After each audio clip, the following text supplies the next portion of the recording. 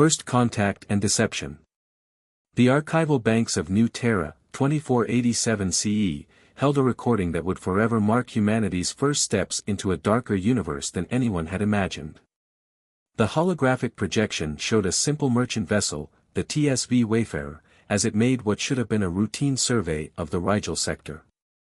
Captain Sarah Chen stood at her command station, dark eyes fixed on the swirling patterns of slipspace outside the bridge viewport.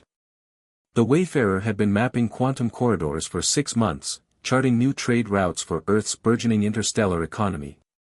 Humanity had spread across 50 star systems in the century since discovering faster-than-light travel, proud of their achievement but humble in the face of the cosmos's vastness. They were about to discover just how naive that humility had been. "Captain, we're picking up an artificial signal," Lieutenant Rodriguez announced from his sensor station. "It's structured. Definitely not natural." Chen's heart raced, but her voice remained steady.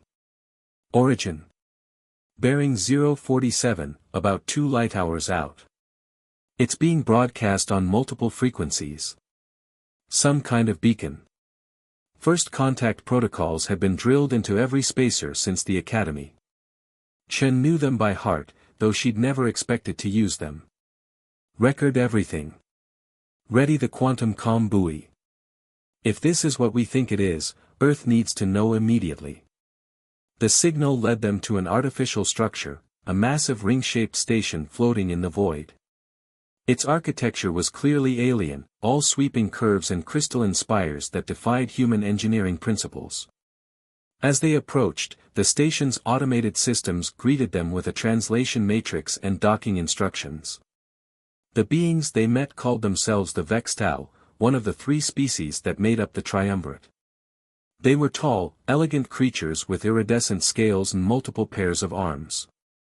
Their welcome was effusive, their manner gracious. They spoke of peace, trade, and cultural exchange. What the humans couldn't know then was that every word was carefully crafted deception.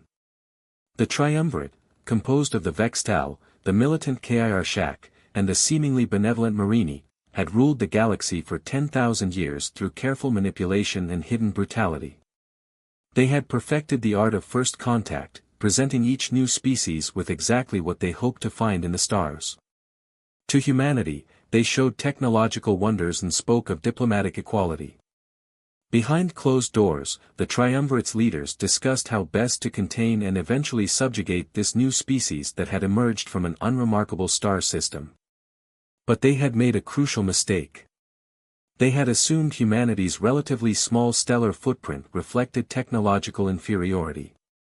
They didn't understand that humans had focused on perfecting their innovations before expanding. Every human ship, while modest in size, packed more computational power than entire triumvirate fleets. Every human colony, though few in number, could produce materials that the triumvirate's best engineers considered theoretical. Most importantly, they didn't realize that Captain Chen had ordered her ship's AI to analyze every detail of their interactions. The subtle inconsistencies in the Vextau's behavior, the carefully staged displays of technology, the ways in which they deflected certain questions, all of it was being catalogued and examined with inhuman precision. When the Wayfarer returned to Earth 3 months later, it carried not just news of first contact, but the first threads of suspicion that would eventually unravel the triumvirate's carefully constructed facade. In her final report, Chen wrote, "They're showing us exactly what we want to see. The question is, what are they hiding?" The answer would shake the foundations of galactic civilization. But for now, humanity played along, building their strength in secret while the triumvirate's representatives smiled their false smiles and thought themselves clever. They didn't realize they were dealing with a species that had fought itself to the brink of extinction multiple times and always emerged stronger. A species that had faced nuclear winter, climate collapse, and resource depletion, and overcome them all through sheer determination and innovation. The triumvirate thought they were welcoming another puppet into their collection. Instead, they had invited in the force that would become their reckoning. As the historical archives would later note, this was the moment when humanity's true journey among the stars began, not with the discovery of faster-than-light travel, but with the first subtle lie told by beings who thought themselves masters of deception. They would learn, in time, that humans had elevated deception to an art form through millennia of practice. The difference was, humanity had also learned when to wield truth like a weapon. The hidden truth. Commander Maya Patel of Earth Intelligence stood in a hidden observation post on Vextal Prime, watching columns of beings shuffle through the streets below. After 6 months of deep cover operations, she was finally seeing the truth behind the Triumvirate's perfect facade. Those weren't citizens moving through the crystalline boulevards, they were slaves.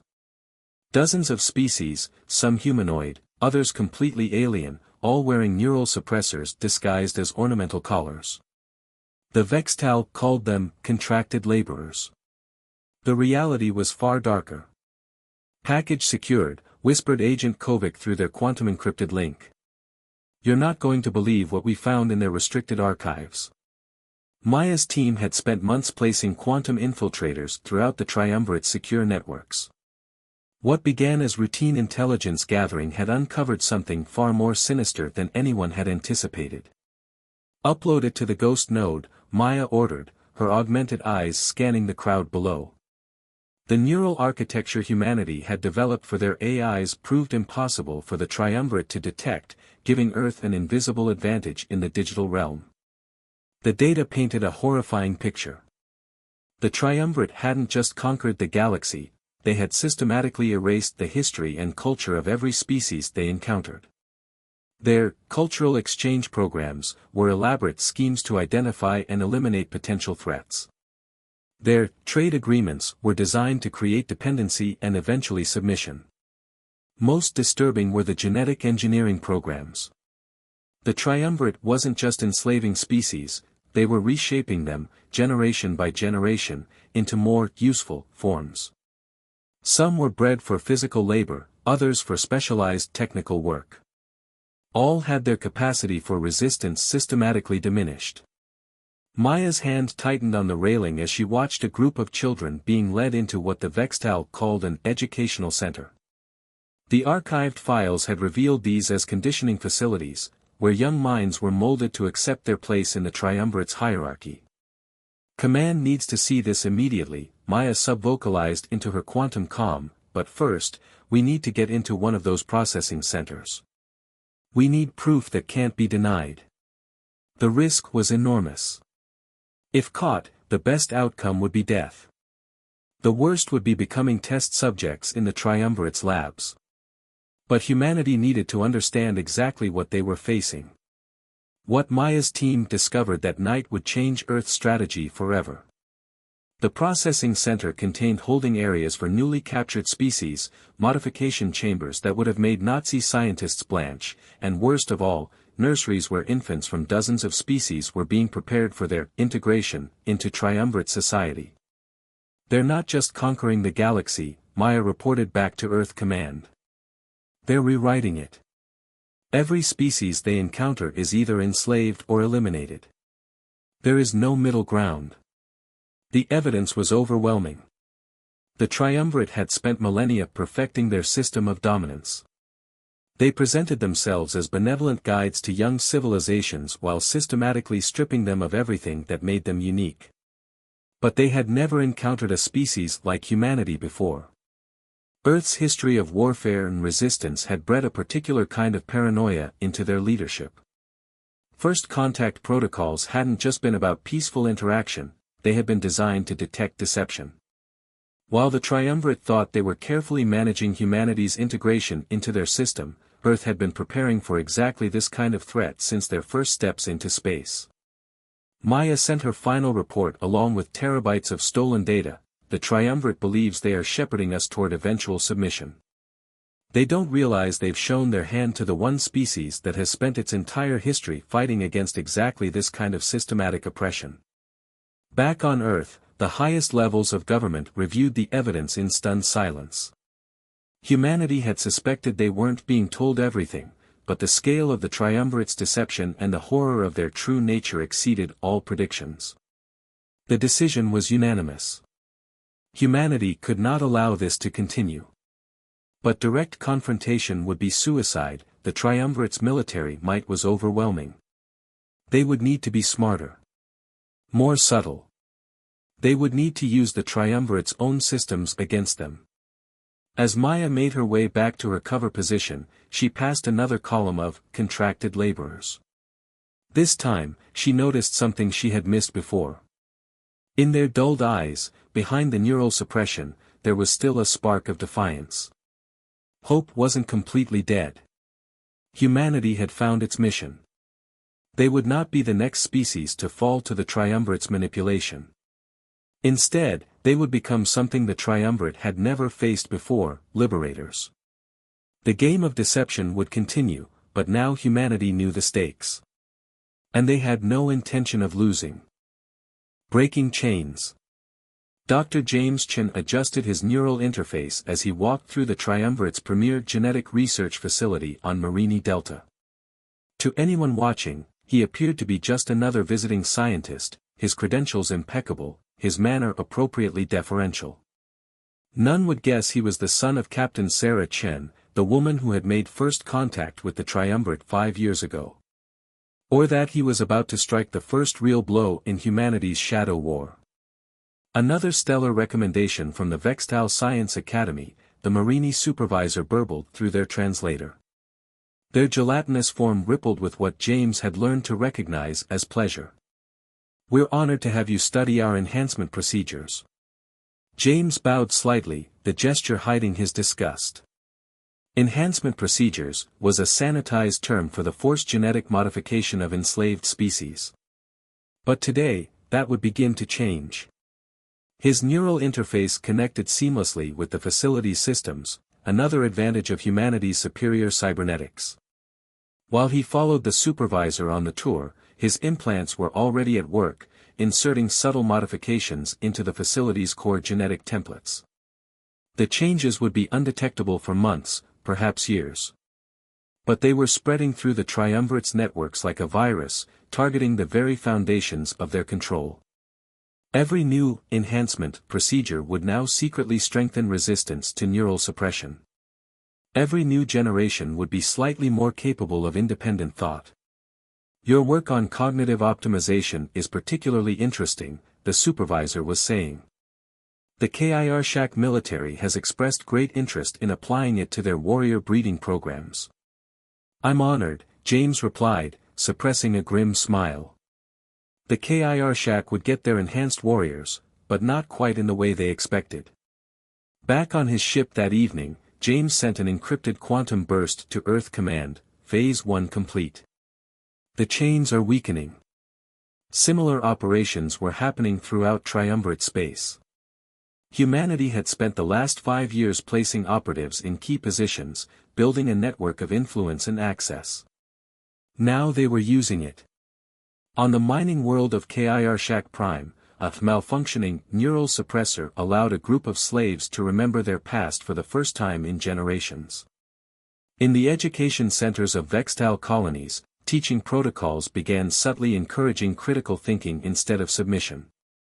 But the most important operation was taking place on a forgotten moon in a system the Triumvirate considered worthless. There, hidden beneath kilometers of ice, humanity had built something unprecedented, Hope City. Admiral Helena Santos stood in the command center of Hope City, watching as the first rescued slaves arrived. The facility could house millions, hidden by technology that made it invisible to Triumvirate sensors. "Status report," she demanded. "First group is stabilizing well," her XO reported. "The neural suppression reversal process is working better than expected. We're already getting valuable intelligence from those who've recovered their memories." "And the children?" "Responding amazingly well. Without the suppression, their natural abilities are remarkable. Some species show signs of telepathy, others have physical capabilities we hadn't imagined." Helena nodded, watching through the observation window as a group of freed children played together. Their neural suppressors had been replaced with harmless duplicates, maintaining their cover while allowing their minds to heal and grow. "The Triumvirate made a fundamental mistake," she said softly. "They thought they could reshape life itself to serve their purposes. They forgot that life's greatest strength is its ability to resist control. The liberation was slow, careful, and methodical. Ships disappeared from trade routes, their slaves freed and replaced with holographic crews running on autopilot. Entire facilities began operating with skeleton crews, their former workers secretly transported to Hope City or other hidden sanctuaries. Most importantly, humanity began sharing their technology, not the impressive but relatively primitive systems they showed the Triumvirate, but their real advances. Quantum computing, neural interfaces, stealth systems that bent light and gravity themselves. The freed slaves proved to be eager students. Species that had been bound for generations found themselves wielding technologies their masters couldn't imagine. Hope City became not just a sanctuary, but a university, a training ground, and a breeding ground for revolution. James Chen returned to Earth after his mission, bringing with him data that would prove crucial in the coming conflict. The genetic templates he had modified would take years to show their full effect, but they had started a process that couldn't be stopped. "We're not just freeing their bodies," he reported to the War Council. "We're freeing their futures.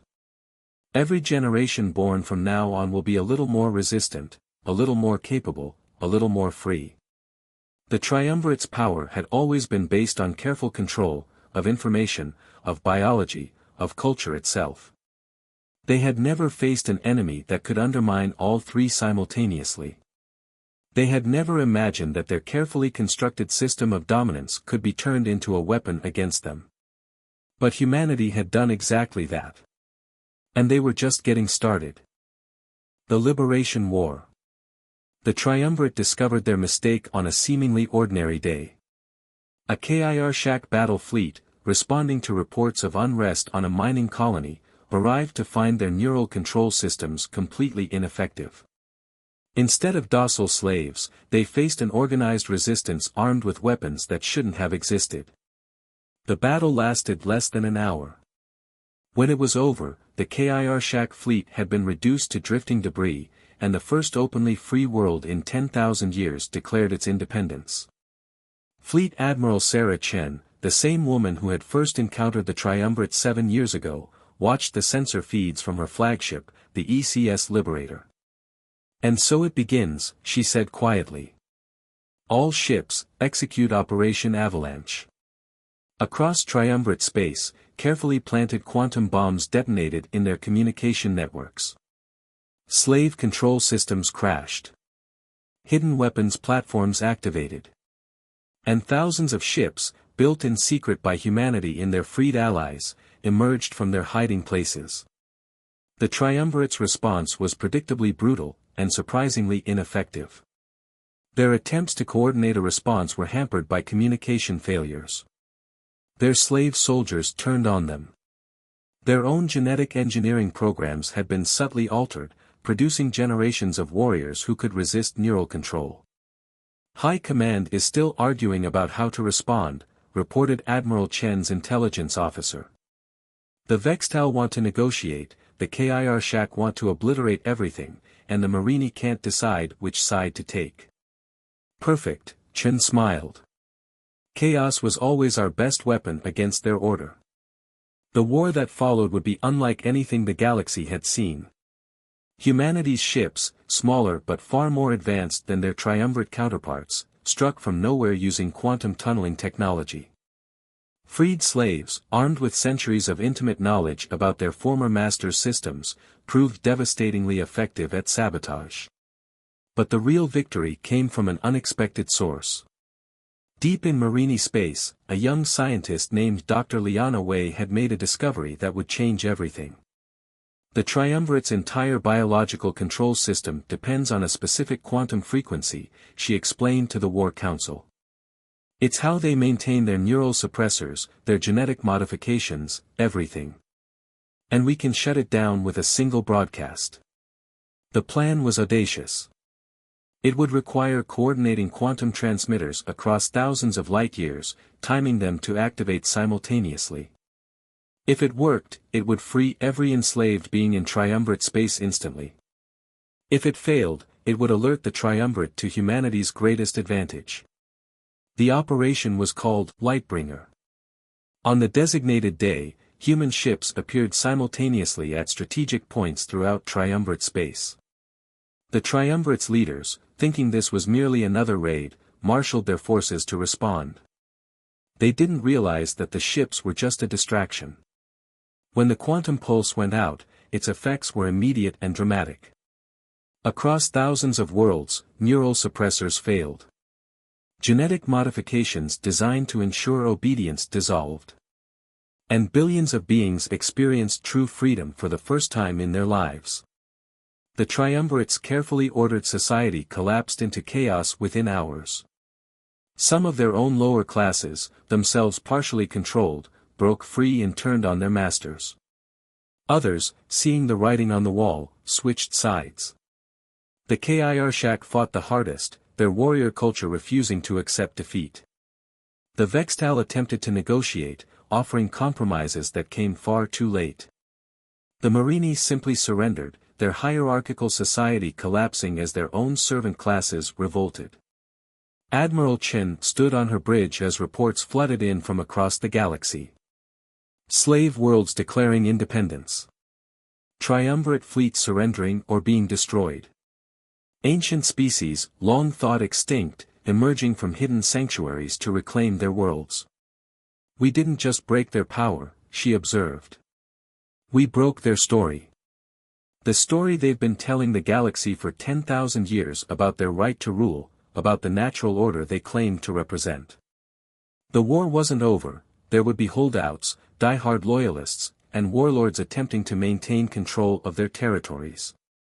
But the Triumvirate as a unified force was finished, their biological control systems destroyed, their slave armies freed, their carefully maintained order shattered beyond repair.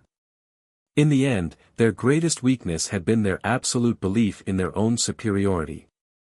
They had never imagined that the primitive humans they sought to manipulate could understand their technology so quickly, let alone surpass it. They had never considered that their careful systems of control could be turned against them. Most importantly, they had never understood that humanity's greatest strength wasn't their technology or their tactics.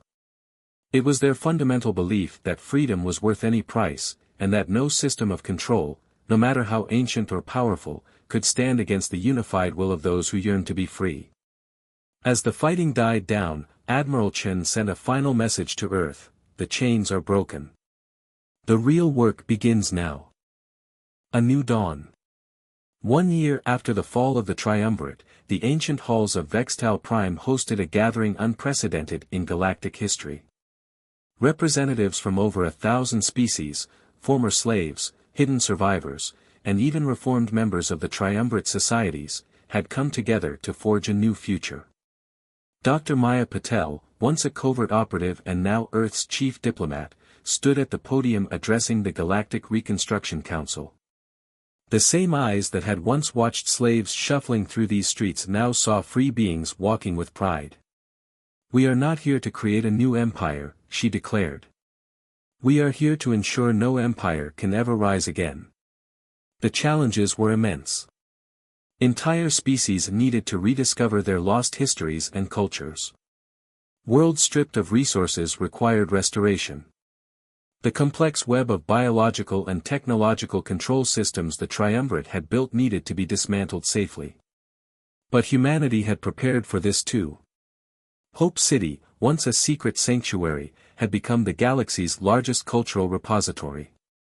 The freed beings who had sheltered there had spent years recording their memories, preserving what remained of their heritage.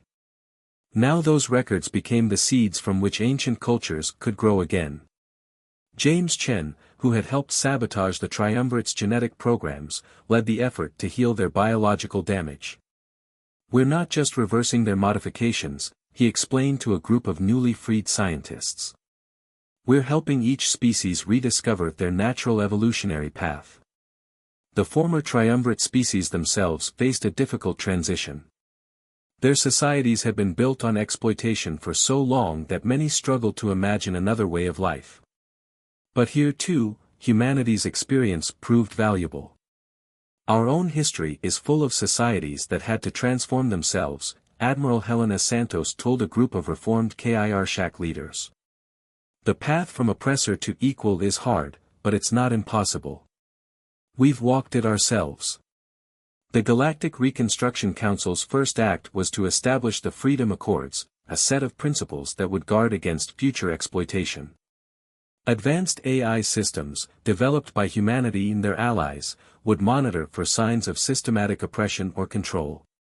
Any species could call for help if threatened, and all would be bound to respond. But the most profound changes were cultural. The triumvirate had maintained power not just through force, but through carefully crafted narratives about natural order and necessary hierarchy. Those stories had to be replaced. Captain Sarah Chen, now retired from military service, found a new calling as a teacher. In a classroom filled with children from dozens of species, she shared the true history of the galaxy, not the sanitized version the triumvirate had propagated, but the complex, difficult reality. The galaxy isn't divided into masters and slaves, superior and inferior, she told her students. It's filled with beings who each have something unique to contribute. Our differences aren't a hierarchy, they're a strength. New discoveries emerged daily as freed species shared their knowledge. Technologies the triumvirate had suppressed. Cultural practices they had hidden. Scientific insights they had hoarded. The galaxy experienced a renaissance of art, science, and culture. On the 5th anniversary of the triumvirate's fall, Maya Patel stood in the newly established Gallery of Remembrance on Earth. The vast space contained artifacts and records from thousands of freed worlds, a testament to what had been lost, and what had been regained. We succeeded because we remembered what the triumvirate had forgotten, she wrote in her memoirs. True strength doesn't come from controlling others. It comes from helping them become the best version of themselves. The gallery's central chamber held a simple display, 3 neural suppressor collars, now deactivated, surrounded by thousands of small lights, one for each world that had been freed. Above them, written in every known language of the galaxy, was a simple phrase. Never again. Humanity had entered the galactic stage expecting to find wonders. Instead, they had found horror, and then created the wonders themselves. They had proved that the greatest power in the universe wasn't the ability to control others, but the courage to set them free. As new species continued to emerge from hiding, and ancient cultures bloomed again across the stars, the galaxy learned what humanity had known all along: the future belongs not to those who would build empires, but to those who would break chains. And in the end, that made all the difference.